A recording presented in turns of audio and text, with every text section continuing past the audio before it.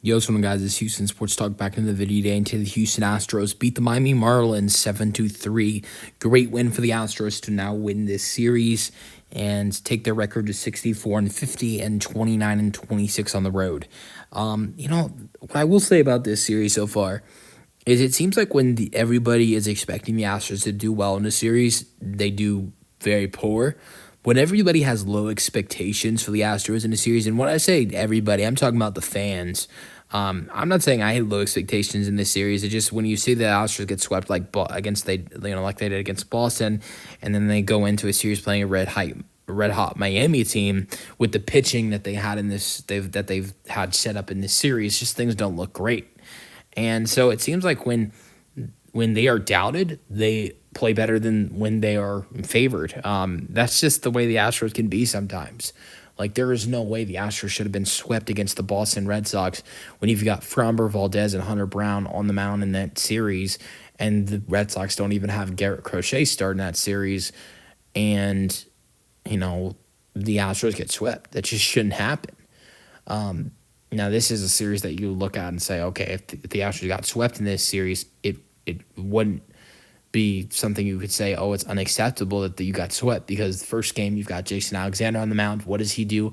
He goes out there and he looks amazing. He pitches 6 innings, was absolutely outstanding for the Astros to get the win yesterday.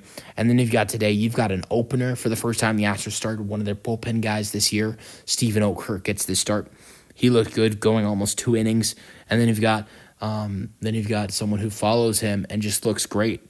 AJ Blueball in his second game looked a lot better than he did in his first start earlier in the season at the end of April, last day of April against the Detroit Tigers in a sweep opportunity. He gave up a total of 7 runs. Only 2 of those were earned runs. Gave up 2 home runs. He gave up another 2 home runs today, but I thought it was a much better outing for Blueball today compared to his first start against the Detroit Tigers. This wasn't a start, but he was the guy that pitched the longest inning. He does get his first major league win. He did get the loss when the Astros faced the Tigers, so he now has a 1-1 record. But I think the fact that the Astros were able to get a series win against against a Marlins team that had been extremely doing well in their past series. I think it's something like the Marlins had won 5 of their last 7 series, and I think it was something like the Astros had lost 5 of their last 7 as well. And you come into this series on the road with the pitching that they have in this series and get a win, and now you've got Spencer Arrighetti returning tomorrow. The hopes would be to go out there and get a sweep after getting swept. That is something that I think would be incredible. And I remember going into yesterday, the first game of this series, I remember seeing Astros fans online just saying that they were going to get swept. I don't think those are the best fans to have because they're not confident in the team. But at the same time, can you blame them with what the Astros had set up in this series pitching wise? And the type of team they were facing, Miami, how hot they were. It didn't look good. But whenever it doesn't look great for this team, it seems like they play better than when they should be killing an opponent that is weaker.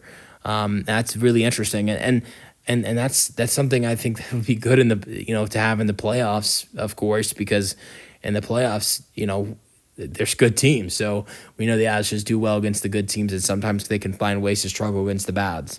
But the Marlins have definitely been one of the best teams in the last month. They're like 22, and before this series were like 22-10 in their last 32 games. I think that's right. That's something the Space City Home Network showed yesterday in yesterday's game. But 7-3 is the final score today. 12 hits for the Astros, 5 for the Marlins, 0 errors in the ball game.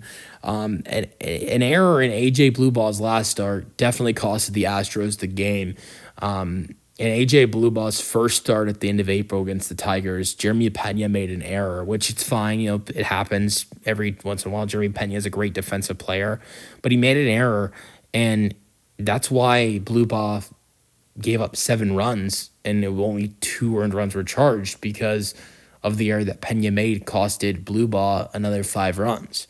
And so, but no errors today in AJ Blueball's second outing, which makes his numbers look a lot better, only giving up 3 hits and 2 earned runs with 5 strikeouts and 1 walk in 5 innings, getting his first win. His first outing of his career against the Tigers was 4 innings, picking up 6 strikeouts and he gave up 5 hits, 2 earned runs, so the same number, but pitching more innings, and he gave up 7 total runs, only 2 total runs today. So numbers looked a lot better today than they did against Detroit, and I think that he's a guy in his early on in his 2 first outings as a major leaguer. I think has looked well with getting strikeouts as well. Miami's a team that doesn't strike out a whole bunch. And a rookie was able to pick up 5 strikeouts. He was able to pick up 6 Ks against Detroit in 4 innings.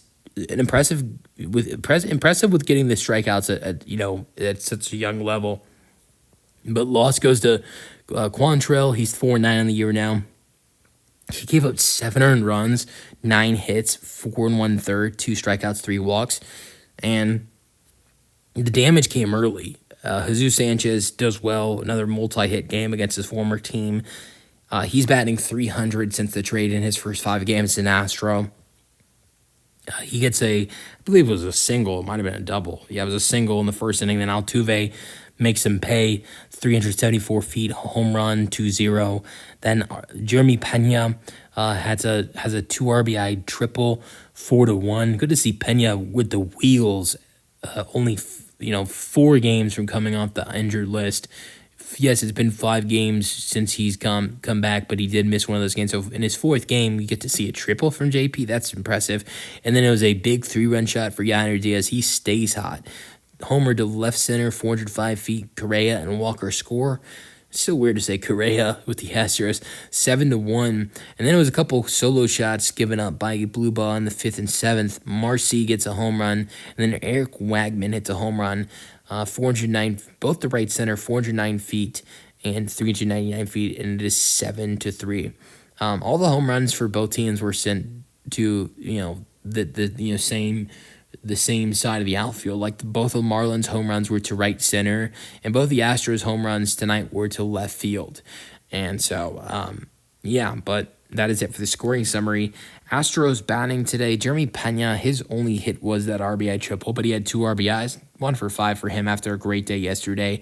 Jesus Sanchez, 2 for 5, 1 single and a double to center for Sanchez. He crushed the ball in that 3rd inning at bat. And so he's 2 for 5 now as an Astro. 2 for 5 today. He is 6 for 20 since becoming an Astro, batting .300. Chas McCormick came in late as a defensive replacement. He didn't have any at-bats. Jose Altuve, 2 for 4. He had a walk in the 3rd, a home run in the 1st, and a single to center in the 9th. Carlos Correa, another multi-hit game, 2 for 4. He had a walk in the 3rd inning to load the bases, which the Astros didn't score any runs in that inning. A 5th inning single to right, a 7th inning single to right, which the Astros didn't. The only inning that Correa got on base that the Astros scored, which was Correa started the rally in the 5th inning that led to the 3-run shot for Yainer Diaz. That actually really helped because Correa was the first man aboard on that 3-run shot for Yainer Diaz, and that really helped because then the Marlins scored another 2 runs. So that really helped. Then Walker got on base and Diaz crushed one. Speaking of Christian Walker, he had a double in the 5th inning. Correa to 3rd after the double for Walker. And then Yainer Diaz, his only hit today was the 1 for 4 home run. He's all the way up to 255 now on the year. These numbers keep rising. 3 RBIs after an amazing day yesterday. Cam Smith got a hit today. Single. Everybody had a hit today. Absolutely everybody. Single for Cam Smith. Mauricio Dubon went 1 for 4, single to right. Good to see him in center field. I cannot understand why Joe Espada keeps playing Taylor Trammell instead of Mauricio Dubon. Today the lineup you saw, I think is one of the best lineups you can put out there if you're Joe Espada. I think the only thing I would change about this lineup today is I think you want Victor Caratini in this lineup somewhere. Maybe at DH. Altuve was at DH today. I think the only thing I would change about this lineup is I like Ramon Urias. I think he's a very solid player. He had a hit today. The only thing I would change about this lineup is Altuve at second base, so you can put Victor Caratini at DH or Yainer Diaz at DH. But that's the only thing I would change about this lineup. But obviously, once Jordan comes back, Caratini, there's not going to be a role for him in the lineup unless Yainer Diaz is not in the lineup as at catcher. But right now, the only change I'd make is Caratini in this lineup. But you know, I think Joe Espada needs to find some more playing time for him. With he needs to find some more playing time with him with Caratini right now. I believe he has not played as much as I think he should be playing recently with the new additions. All right. Dubon was 1 for 4, as I mentioned. Ramon Ruiz was 1 for 3. He had a good day. Doubled to left in the 8th inning, walk in the 4th inning. Very solid, but just I'd rather have Caratini in the lineup if you can put him at DH and then Altuve at second base. I think that's the best available lineup for the Stros. But Okert, went 1 2/3, gave it 1 hit, 2 strikeouts. He was the opener for the Astros today. He's got a 2.98 ERA now. Or did give it some damage in the second inning coming in to get that last out. He gave 1 hit, 1 walk, but got the job done. And then AJ Bubba went 5 innings. Talked about what he did.